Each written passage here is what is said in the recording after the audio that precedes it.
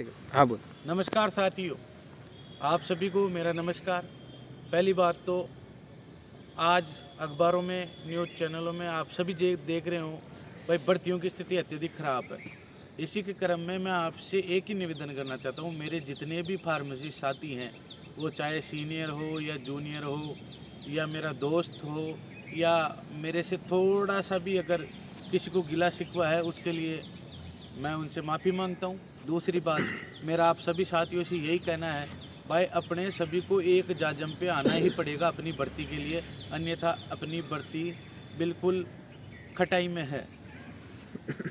और इस खटाई से निकलने के लिए अपने सभी 3067 प्लस जिनका डीवी में नाम है 4520 लोगों को एक होकर एक जाजम पर आना पड़ेगा, तभी ही अपना कैडर की विजय होगी और अपना कैडर बचेगा।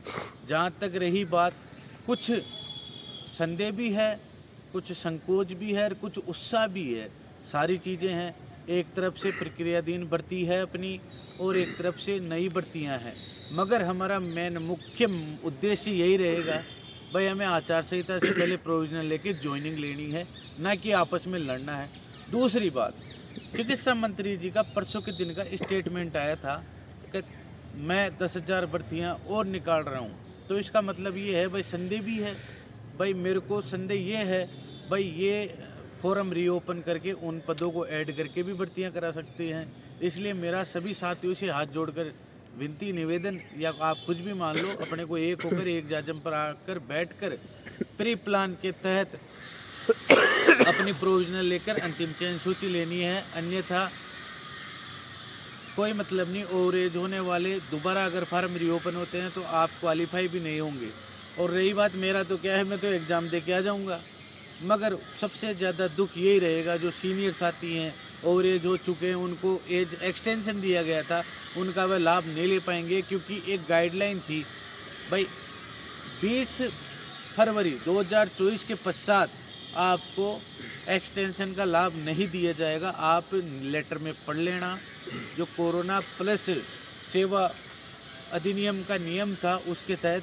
तो साथियों, कमर कस लो, जल्द ऐलान जयपुर होगा, आप सभी साथियों को एक होकर जयपुर कूच करना है। जहाँ तक रही बात, सीनियर साथी जो इस भर्ती को बचाने के लिए और इसको पूरी करवाने के लिए लड़ रहे हैं, उन साथियों का तहे दिल से धन्यवाद। और साथ में एक चीज़ और है भाई, अपने को अपना फार्मेसिस्ट कैडर का वनवास ख़त्म करना है।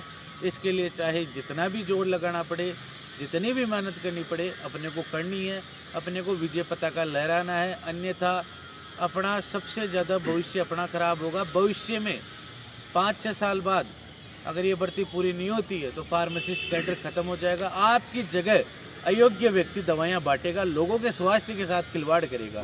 इसलिए मेरा सभी साथियों से निवेदन है, अभी भी एक हो जाओ और जो भी सामूहिक निर्णय लेना है आप लेके और सभी को अनुग्रहित करें। रही बात, मैं आपको एक चीज़ और बता दूं, एक फार्मेसी कैडर एक ऐसा कैडर है जिसके अंदर टी फार्मा, बी फार्मा करने के पश्चात, एम फार्मा करने के पश्चात हमें इतनी पढ़ाई करने के पश्चात नियुक्ति मिलती है। हमें स्ट्रगल करना पड़ता है, बैक खाओ, उसके बाद में बैक निकालो।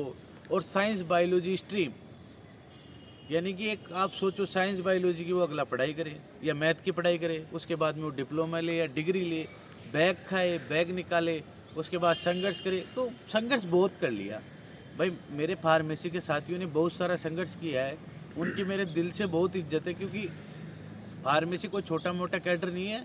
फार्मेसी की पढ़ाई छोटी मोटी नहीं है, एक टफ लेवल की पढ़ाई है। बी फार्मा का और MBBS की पढ़ाई का लेवल बराबर है भाई साहब। किताबें घिस जाती है बैग निकालने में, अरे कच्चे यार, 2 तो बार निकल गई, 2 अगली बार निकालेंगे, 2 फिर अगली बार निकालेंगे, और फाइनल ईयर में सारी क्लियर कर लेंगे। तो मेरा सभी साथियों से विशेष आग्रह है भाई, अपने कैडर का दर्द समझो और एक हो जाओ और एक रूप से रणनीति बनाकर आगे की जो भी रणनीति रहेगी उसमें मेरा और मेरे साथियों का पूर्ण समर्थन रहेगा। अगर किसी से गिला शिकवा है उसके लिए मैं क्षमा प्रार्थी हूँ।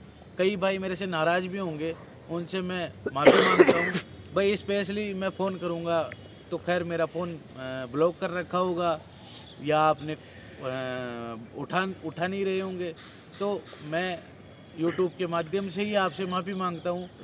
और जब कभी भी आपसे मुलाकात होगी तो स्पष्ट बैठ के मैं माफ़ी भी मांग लूँगा। मगर साथियों, मेरा आप सभी से निवेदन है, भाई सीनियर जूनियर सारी ज़िंदगी सीनियर जूनियर करोगे तो कोई मतलब नहीं है। अपने सभी को एक होकर एक जाजम पर आकर लड़ना है। अन्यथा भैया जय श्री राम है। बेरोजगारी का दर्द 11 साल तक जेला है और 15 साल और जेल लेंगे और उसके बाद में फार्मासिस्ट कैडर हमेशा हमेशा के लिए ख़त्म हो जाएगा। धन्यवाद साथी।